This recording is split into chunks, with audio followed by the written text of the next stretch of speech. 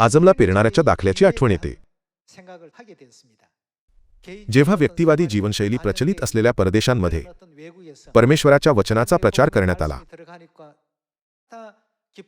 तेव्हा त्यांनी केवळ आनंदानेच वचन स्वीकारले नाही, तर त्यांच्या कुटुंबातील सदस्यांनीही एकत्र मिळून ते स्वीकारले. म्हणून आपण बी खडकाळ जमिनीत किंवा काटेरी झाडांमध्ये पडण्याची काळजी करू नये. आपण परिश्रमपूर्वक पेरणी केली पाहिजे आणि परिणाम परमेश्वरावर सोपवले पाहिजेत. परमेश्वर त्या सर्वांची कापणी करतील.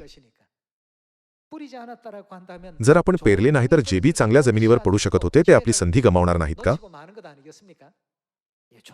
चांगल्या जमिनीवर पडणारे बी पुष्कळ आहेत. या विश्वासाने आपण सुवार्तेचे कार्य केले पाहिजे.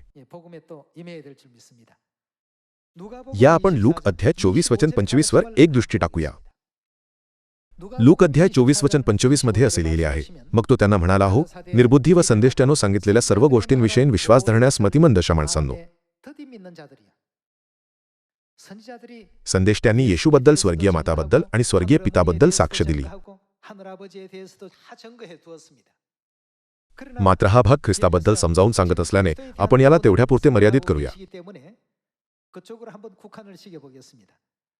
ख्रिस्तानी ही दुःखे सोसावी आणि आपल्या गौरवांत जावे ह्याचे अगत्य नव्हते काय?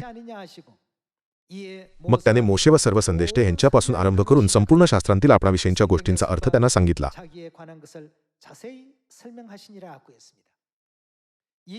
हे 2000 वर्षांपूर्वीचे दृश्य आहे, जेव्हा येशू अम्माऊसच्या मार्गावर 2 शिष्यांना बायबलमध्ये नोंदलेल्या आपल्याबद्दलच्या भविष्यवाण्या समजावून सांगत होते.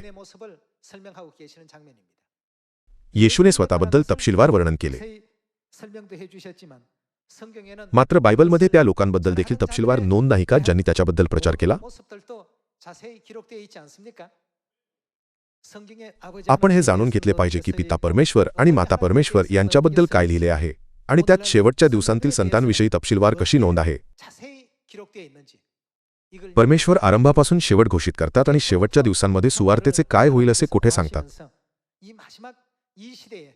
हे बायबलमध्ये लिहिले आहे. असे लिहिले आहे संपूर्ण शास्त्रांतील आपणाविषयींच्या. दुसऱ्या शब्दांत हे परमेश्वराविषयी आहे. बायबलमध्ये परमेश्वराबद्दल प्रचार करणाऱ्यांच्या नोंदी देखील आहेत. असे लिहिले आहे, त्याने सर्व शास्त्रांमध्ये आपल्याविषयी जे सांगितले आहे ते स्पष्ट केले. या आपण मत्तय अध्याय 24 वचन 3 पाहूया. तो जैतुनांच्या डोंगरावर बसला असताना शिष्य त्याच्याकडे एकांतीन येऊन म्हणाले, ह्या गोष्टी केव्हा होतील आणि आपल्या येण्याचे व ह्या युगाच्या समाप्तीचे चिन्ह काय हे आम्हाला सांगा.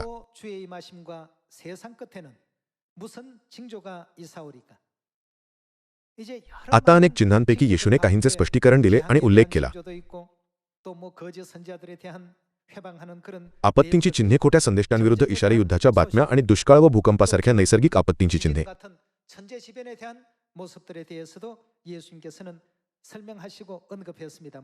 पण आणखी एक महत्त्वाची गोष्ट आहे. ती कोणती? त्याने आपल्याला हे देखील सांगितले की आपल्या सुवार्तेचा परिणाम काय असेल. या आपण वचन 12 पाहूया.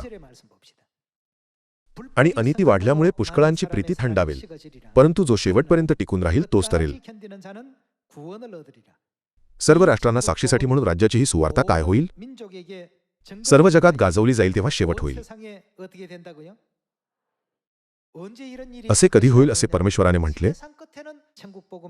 सर्व राष्ट्रांना साक्षीसाठी म्हणून राज्याची ही सुवार्ता सर्व जगात गाजवली जाईल आणि तेव्हा शेवट होईल. युगाच्या शेवटी परमेश्वराने आपल्याला हे जाणून दिले की हे देखील एक चिन्ह आहे. मग जर आज पेरणी करणारे नसतील तर जगभर राज्याच्या या सुवार्तेचा प्रचार कोण करणार? अर्थात चालक नसले तरीही परमेश्वर सुवार्तेचा प्रसार करण्यास समर्थ आहे. मात्र त्यांनी आपल्याला योग्य समजून निवडले. कोणाचे वचन आणि शिकवण सांगते की तिचा प्रचार संपूर्ण जगात केला गेला पाहिजे? निर्माणकर्ता परमेश्वर ज्यांनी आकाश आणि पृथ्वी आणि त्यातील सर्व काही निर्माण केले त्यांनी आपल्या शिष्यांनाही शिकवण दिली.